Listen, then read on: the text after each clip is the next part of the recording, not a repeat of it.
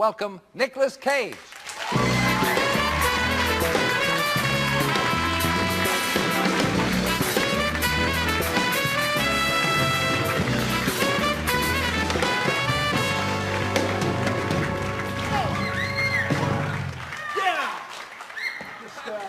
How you doing? Well, understatement's the watchword tonight. Oh, hang on a second. My mic, darn it, all that physical activity just took my mic off. You did a bit of that in Wild at Heart when you're dancing. Sure did. All those karate kicks. Oh, heck, I'll just hold it. Yeah. You know, I'm sorry about that. I just had to get off my chest. You know, I was a bit wound up back there, so. Were you? Worked up? Well, just a little worked up. Do you get carried away? Well, I don't know if I get carried away. I just sort of have a good time, and you know, you invited me on your show, so I'm just gonna have a blast. A blast, eh? That's right. Do you find that kind of thing loosens you up just to do a handsprings like that? Because I do that quite often. Do you? But before we start, I don't do it then. Me and Harry. I wouldn't doubt it, because you know who you remind me of? You remember the TV Arnold show? Schwarzenegger? No, The Avengers. The Avengers. Remember Mr. Steed? Diana Rigg, I remember. Diana Rigg and Mr. Steed, yeah. The Avengers. Give it up for the Avenger! All right! That's me. Now tell me about you. Let's talk about you now, Nicholas. Oh, sure thing. Because time's a wasting. Yeah, I got you. Wild at Heart, first of all, it's your new movie. And I have to say, I saw it in black and white because my video machine is not working properly, and I thought, oh, it's arty, it's done in black and white, but it's in full color, actually, isn't it? Yeah, it is, yeah. Yeah. And it's an extraordinary movie. Yeah, well, thank you. Yeah, and you're, again, I'm not big on sycophancy, but you're great in it. Well, thanks. You know what? This leather's really hot. Yeah. You're sorry now. I gotta tell you something, guys. My mic isn't working. I hate to do this to you, Terry, but Mandy gave you a T-shirt. Yeah. And you're not gonna give me you're gonna give me your snakeskin jacket, aren't you? No, I gotta give you my Wild at Heart T-shirt. Because...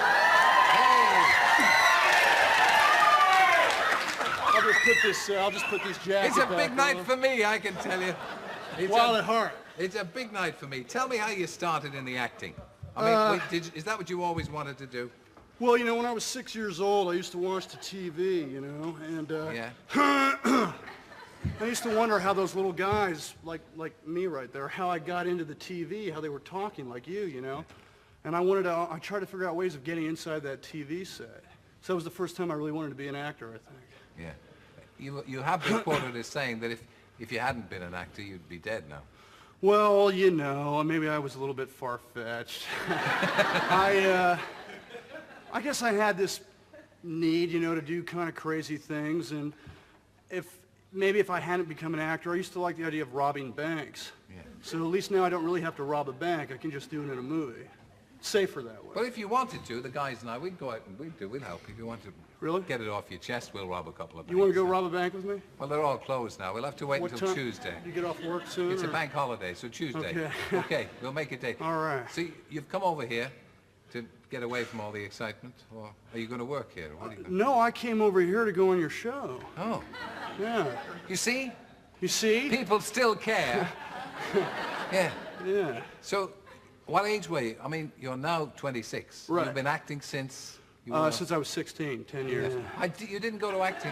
You didn't go to acting school, though. I mean, would you say you're a natural actor? Well, there was this story. I used to get beat up on the bus a lot. I went to a correctional school for juvenile delinquents, and I wasn't a big guy. I was 10 years old. I got kicked out of school because I was, you know, the class clown, coming up with pranks and whatnot, fried grasshoppers in people's egg salad sandwiches, and I used to get beat up on the bus every day. And then I was Nicky Coppola. That was my name. So one day I went to school, and I dressed up, put my cowboy boots on, put my black leather jacket on, put my sunglasses on, and said I was Roy Richards. And if you mess around with my cousin Nicky Coppola, I'm going to kick your ass. So after that, they never screwed around with me anymore. So that was really my first acting experience. Coppola couldn't have helped you as a name, could it? Well, you know, when I first started out, I was 16, and there was a guy named Eric Stoltz, a young actor, who was working on a movie with me called Fast Times. I'm sorry, man. That workout over there got me really hot. Yeah. Well, it's warm in here tonight. A lot of the audience have taken their vests off. What happened to the London Fog? Where's the London fog? There is no Where's London. the rain? There is no London smog. But it's the Clean Air Act, Anyway, 1933. yeah, he used to make fun of me because I was Coppola's nephew, you know, Yeah. Godfather lines and Apocalypse Now lines, and after that I just said, you know, I really don't need it. So I changed my name to Cage. And it's worked out very well for you. Well, thank you. Your versatility is quite extraordinary, if I be serious about how you act for a moment. I mean, you were terrific in Moonstruck, which is the last thing I saw you. And then in Wild at Heart, how do you get into two different roles like that? You seem a physical kind of person. Do you get into things physically? Yeah, Is that I how you do. work yourself up to it? Not as much as I used to because, you know, I do have a life to live, and when you start living the part of a crazy psychopathic killer, it can get you into trouble when you go home to your girlfriend. So... Didn't Richard Gere tell you off when you were making Cotton Club? Yeah, he said if you do that, you know, you'll have about 3 more movies left in you. But, so I quit. So you've quietened down, have you? I'm much quieter. Well, you are. You seem a quiet guy. I'm very quiet. I'm quiet.